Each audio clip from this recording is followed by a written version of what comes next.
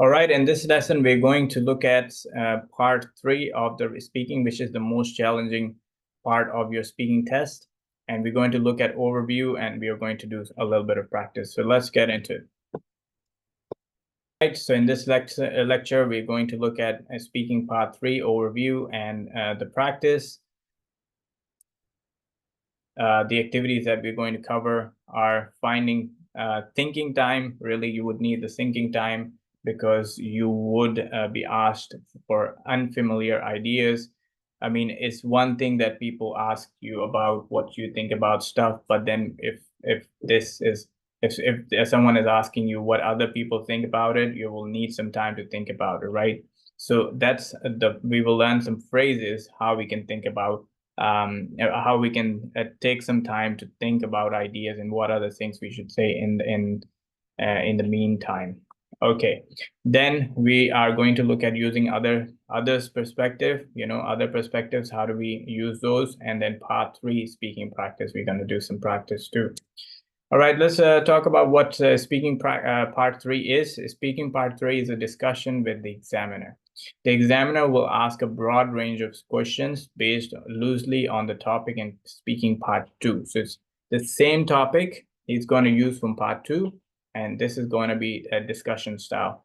The questions require test takers to expand answers further with explanation and examples from the world in general. Okay, so it will require you further explanations, and you will have to take examples from the world in general. This part lasts from 4 to 5 minutes, so quite a lot of time you will have to have a discussion with the examiner. All right, candidates will be expected to express opinions, to speculate, and to discuss on a more abstract and academic level that is moving from the personal to general. So personal opinion and also the general opinion of public. 4 to 5 minutes is what you will have to talk for. Think about possible difficulties they might have or have had with this part of speaking section. Think about your own difficulties that you might have when you are dealing with this sort of question. No opinion on the subject if you don't have any opinion. No knowledge of experience of the subject, not knowing what is coming next, difficult to anticipate. These are some of the challenges, some of the problems that people might face because you may not have any opinion on the subject. You may not have any knowledge of or experience of the subject. You may not know what is coming next, and difficult to anticipate. More complex language is needed to express opinions or more nuanced ideas. Okay, and that's what is really tested here. What are the solutions if you come across these types of problems? You need thinking time, right? You have to buy thinking time by using opening phrases. So what are the phrases that you can use? I'm going to teach you those phrases. Looking at the questions from others' perspective. So think about what others would think about it. What would other people or sections of society think about this, right? You'll have to think about that, not just your own opinion. Developing confidence in using certain fixed expressions for giving opinions and speculation, right? So you'll have to develop confidence in using certain fixed expressions by giving opinions and speculation. All right, let's look at, first of all, buying time to think. Sometimes the question in part 3 of the speaking section may ask about things students have not thought about much, don't know much about, or just haven't thought about recently, right? Being able to have a little thinking time before they begin to answer can help this in this situation. For example, they ask you, what do you think about environmental problems of society? You really need time to think about it because you may not have thought about it before. You might not have had a conversation with someone about environmental problems. You may not even care. Oh, I mean, I would say you should care, but if you never had that kind of thought process going, you may have a little bit of trouble there. So how do you buy some time? You can use these phrases, right? So you can use these phrases. The first one is, that's interesting. Let me think.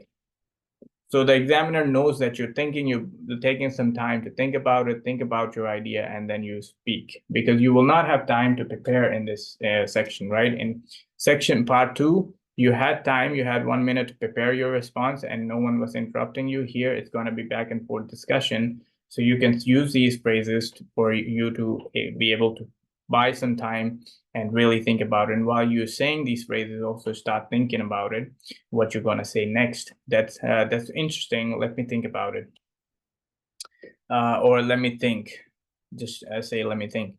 I'm not sure how to answer that, but yeah, just say it in this intonation as well. I'm not sure how to answer that, but yeah, and you could also use some time to think about it. I've never really thought about it before, but perhaps I think that the society should really care about the environment. So you just get some time and then start moving and talking about what you want to say next, right? Or you could also say that's quite difficult to answer. Let me think about it. Yeah, so you could also say that kind of phrase to buy some time. Let's just look at some of the questions that you may get, and when you're having a back and forth discussion, think about these questions. I really want you to do a lot of practice for this section and do a lot of questions that could be asked from you or of you in the speaking test, because you will need a lot of practice. You should start thinking about general ideas, general things that's going on in the world, and you should be comfortable explaining them and having a debate with someone, having a discussion about those things with someone. So let's look at some of the questions that you might get in your IELTS Part 3. Is there a need for museum in society? Do you think that traveling is less exciting than it used to be? Is tourism generally a good thing? Should young people be made to stay on at school until they are 18? Are young children today being made to grow up too quickly? Do you think electronic equipment is better for communication than being face-to-face? Has shopping on the internet, e-shopping, increased consumerism? Should private cars be banned from city centers to help reduce pollution? Do you think television brings members of family together or separates them? Why are more and more people becoming unhealthy, overweight, or obese, particularly in Western countries? So these are some of the things that generally you don't really think about, but if you have done your practice before going into the actual exam, and you know that you are comfortable explaining yourself and buying some time and explaining yourself and how would you discuss it with your examiner, then you're going to be in a good place and be ready for the exam. All right, so I want you to really write down these sentences and start thinking about how you're going to be able to have a discussion about these questions. All right, moving on. So when you're describing, for example, is tourism is generally a good thing, let's think about perspectives, personal points of views to the list below, right? Let's do this activity. Is tourism generally a good thing? This might be your question in your speaking part 3. Think about people who are affected by tourism, right? If it's a good thing, the first thing I can think of is a good thing for who? For people?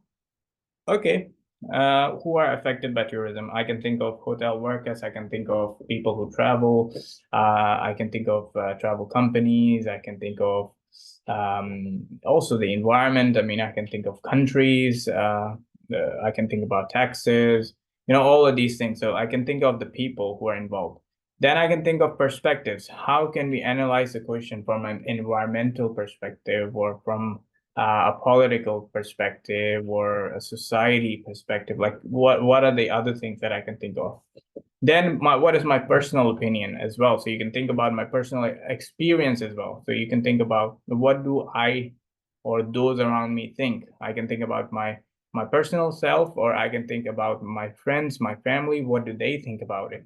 You can say my experience of tourism is this, my friends' experience is this, my family, when they travel, they really like that tourism is a great way of learning, different cultures. So yeah, you can use all of these things for you to be able to have some ideas when you're talking about it. Now, useful phrases, think about useful phrases. I don't really know, but if I worked in a hotel, I would think tourism was a good thing because, and you give the reason, always use because then you have more things to talk about. Because you can give reasons. I'm not sure from an economic perspective, tourism produces a lot of money, right? So economic perspective you're talking about, or environmental perspective, you can talk about it. From my own experience, so if you're talking about personal, you could say from my own experience, I think tourism is a good thing because, and you provide a more explanation to that. Always try to provide reasons why you think something, because when you're generating point of view and you just say, I think tourism is good, that's pretty simple. That's very basic, and you're not going to score very high if you just give a statement and you don't really explain yourself. You should always aim for explaining yourself and giving reasons. All right, now in this activity, choose 2 of the part 3 questions. 2 questions, think about it. But if you're working on your own, you can use 1 question. Make notes on the people who may be concerned. Think about people, think about perspective, different perspectives that could be used, and any personal responses to the question. Okay, for example, is there a need for museums in society? You can think about people's perspective, you can think about different perspectives, environmental, society, economic perspective, and you can talk about your own personal opinion and giving reasons. So you can use any of these, but I will highly recommend you, before going into the exam, prepare all of these from this list. Try to prepare responses. Write down 3 things: people, perspective, and also your personal opinion. And you will have quite a lot of stuff to talk about in 4 to 5 minutes. Some more practice for you. I want to give you a lot of information to think about before going into the exam. So if your topic is, let's say, electronics, think about these questions that could be asked to you in your test. Do you think electronic equipment is better for communication than being face-to-face? What electronic equipment do people have in their homes in your country? How has this changed over the past few years? And also, when you will be having a conversation with your examiner, he will keep going to these questions and keep asking you these questions, okay? So you might get 4 or 5 questions that he's going to ask you, and you should be able to keep talking. He will interrupt you, give you another question, and then he will ask you for more information, all right? So you'll have a back and forth question with you. Let's look at the first questions in each category that you might get. You might have a topic about education. Should young people be made to stay on at school until they are 18? Do you think schools should encourage memorizing facts and information rather than creativity? You can get a topic for children and young people. Are young people today being made to grow up too quickly? What effects do you think advertising has on children? You can also get museum and art. Is there a need for museums in society? How can more people be encouraged to visit museums? You can get tourism and travel. Is tourism generally a good thing? How has tourism to your country changed over the last 20 years? You can get transport in cities. Should private cars be banned from city centers to help reduce pollution? Do you think that making more areas of cities into pedestrian-only zone increase and decrease business in local shops? All of these things. I really want you to really, when you're thinking about all of these things, if you're running out of ideas, think about people. Just have that map in your brain. I can think about people, right? Who it affects, who it impact. I can think about environmental perspective, economic perspective, and I can think about my own personal perspective or my opinion. And I also can think about my family, what they think about it, what my friends think about it. That comes under your personal as well. So always have these 3 kind of ideas in your brain. And when you're answering, if you're running out of ideas, you can always use that template in your brain. All right. When you have given your response. What are the checklists that the examiner will be looking at? These are very important for you. Did your partner answer the right questions? The examiner will be checking you for these things. Is it clear? Is it fully developed? Is it without hesitating too much? You shouldn't be hesitating, and you have to work on hesitation, because if you have a template to think about some ideas, you wouldn't hesitate. If you know what you're saying and what you want to say, and if you've done a lot of practice, then you would not hesitate. If you haven't done any practice, then you are going to struggle generating ideas, and you will hesitate. Okay. And also think about, did you paraphrase? Did you describe? Did you use defined words? Right? And try to correct grammar mistakes. If you made a grammatical mistake, did you try to correct yourself? You should always try to correct yourself. No problems in correcting yourself, because if you don't, the examiner will think that you don't know the grammar. All right. I think that's all we had for this class. This was our second last for our speaking series. I'll see you in the last one, which is up next.